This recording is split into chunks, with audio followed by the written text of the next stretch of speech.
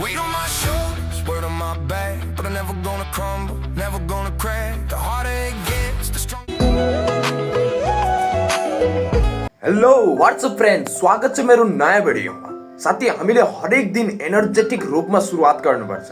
भनिन्छ नि morning so the day, बिहानीले दिन जनाउँछ अरे। यदि तिमी बिहान उठ्दा नै एकदमै एनर्जेटिक छौ भने तिम्रो पुरा दिन नै एकदमै एनर्जेटिक रूपमा बित्दैछ।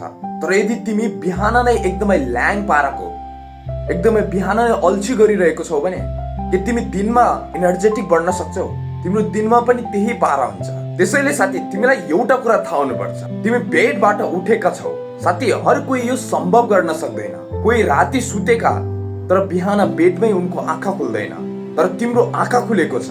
आज तिमीले आँखा खोलेको छौ एउटा नयाँ जीवन ल्याएर। तिमीले आफूले पनि सुनेका होला, साँझ बेडमा सुतेको थियो तर बिहान आँखा खुलेन उसको। तर तिमी एक यस्तो व्यक्ति हो जसले मृत्युलाई जितेको छ।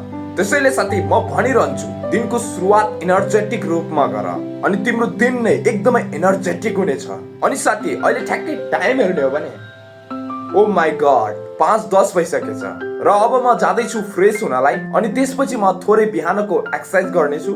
साथी, भिडियोलाई कन्टिन्यू गर्नेछु एक्सर्साइज गरिसकेपछि। A few moments later. Finally साथी, मैले गरिसके बिहानको एक्सर्साइज भन्दा पनि मैले 10 मिनट अगाडि नै गरिसकेको थिएँ र अहिले म रेडी हुँदैछु युनिभर्सिटी जानलाई। साथी, यहाँ मैले एउटा गलत कुरा सुनेको छु क्या। यहाँ धेरैले भन्ने गर्छन् बिहानको एक्सर्साइज गर्नको लागि जिम हुनै पर्छ अरे अनि रनिङ गर्नको लागि एकदमै ठुलो ठाउँ हुनै पर्छ अरे। तर साथी, मेरो लागि त सिंगल कोठा नै पुरा छ। किनकि साथी, मेरो एक्सर्साइज भनेको मात्र पसिना बगाउनको लागि हो, मात्र शरीरलाई हेल्दी राख्नको लागि हो। म शरीरलाई स्ट्रङ बनाउनको लागि या बडी बिल्डर बन्नको लागि, यो सबको लागि म चाहिँ एक्सर्साइज गर्दैन। म एक्सर्साइज गर्छु मात्र आफ्नो शरीरलाई हेल्दी राख्नको लागि। तर यहाँ मैले सुनेको छु कि बिहानको एक्सर्साइज गर्नको लागि हेल्दी डाइट चाहियो रे। मसँग त डाइट छैन, म त्यसैले एक्सर्साइज नै गर्दिन। तर साथी, के आफ्नो शरीरलाई हेल्दी राख्नको लागि डाइट हुनै पर्छ? हामीसँग जे पोसिबल छ हामी त्यसैमा खुसी हुने हो, त्यसैमा रमाउने हो। अनि एक्सर्साइज गर्नको लागि कुनै जिम चाहिँदैन, मात्र तिम्रो कोठा नै पुरा हुन्छ। अहिले तिम्रो लक्ष्य यति मात्र हुनुपर्छ कि म पसिना बगाउँछु। साथी, हामीले डेली पसिना मात्र बगायौँ भने पनि हाम्रो शरीर एकदमै हेल्दी हुन पुग्छ। त्यसैले साथी, मेरो लक्ष्य यति मात्र हो, हेल्दी बनाउने। तर बडी स्ट्रङ बनाउने पनि चाहना छ, तर त्यसको लागि थोरै औकात माथि बनाउनु पर्छ। अनि साथी, अब चाहिँ भिडियो कन्टिन्यू गर्नेछु युनिभर्सिटीबाट आएर। A few moments later. Finally साथी, म चाहिँ आइसकेँ युनिभर्सिटीबाट आफ्नो रुममा। साथी, आज चाहिँ युनिभर्सिटीमा त्यति नयाँ कुनै केही चिज भएन, तर आज कार्यक्रम थियो र त्यो कार्यक्रम पनि धेरै भव्य चाहिँ थिएन। मात्र हाम्रो टिचरले चाहिँ एउटा बुक लेख्नु भएको थियो, एउटा नयाँ बुक पब्लिस गर्नु भएको थियो। त्यही बुकको इन्ट्रोडक्सन दिनुभयो सरले र त्यो बुकको नाम थियो द मोडर्न खस पण्डित। यो बुकले चाहिँ हाम्रो कर्णाली प्रोभिन्सको सिभिलाइजेसनलाई चिनाइरहेको छ। A few moments later. साथी, अहिले चाहिँ मैले कम्प्लिट गरिसकेँ ब्रेकफास्ट। अनि साथी, अहिले ठ्याक्कै टाइम हेर्ने हो भने टाइम भएको छ 11 र साथी, आज बाहिर दिन हेर्ने हो भने पुरै घाम लागेको छ, आकाश पुरै क्लिन छ र साथी, आज कुनै पनि संकेत नै छैन कि पानी पर्न सक्ने। सायद मलाई लाग्छ आज पानी नै नपर्ला। हिजो अस्ति त मेरो काम बिगार्नु थियो नि, त्यसैले त्यो दिन पानी परिरहेको थियो। तर आज म खाली छु, पानी पर्दैन। आज चाहिँ पुरा आकाश नै निट एन्ड क्लिन छ। साथी, एकछिन म तिमीलाई छोटो क्लिप देखाउँछु।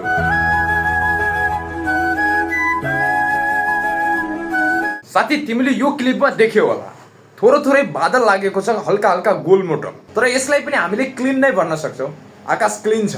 र साथी, अब म बनाउने छु एक अनौठो क्रिएसन जो तिमीले पर्फेक्टली देख्न सक्छौ।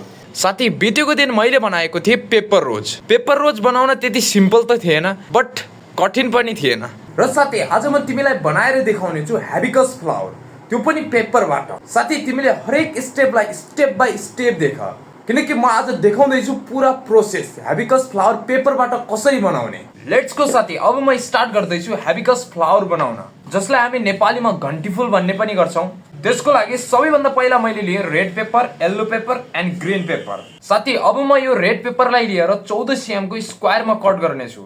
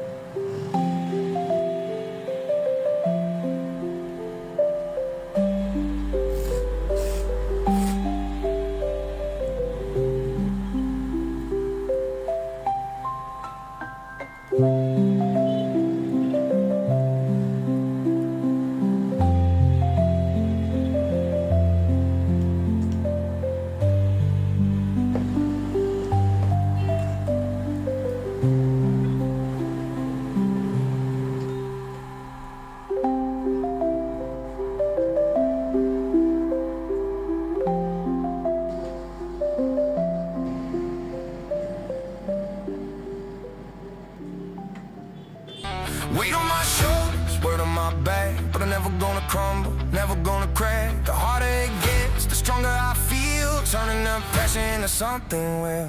साथी आजको यो घन्टीफुल बनाउन त्यति हार्ड थिएन, किनकि साथी मैले पहिला बनाएको थिएँ रोज, र यो घन्टीफुल बनाउन सेम ट्रिक अपनाउनु पर्छ भन्दा पनि मैले एउटै ट्रिक अपनाएर यो हेबिकस बनाएको छु, यो घन्टीफुल बनाएँ। अनि साथी आजको यो हेबिकस कस्तो लाग्यो कमेन्टमा लेख्न चाहिँ नभुल, एन्ड लाइक सब्सक्राइब गर्न चाहिँ भुल्दै नभुल।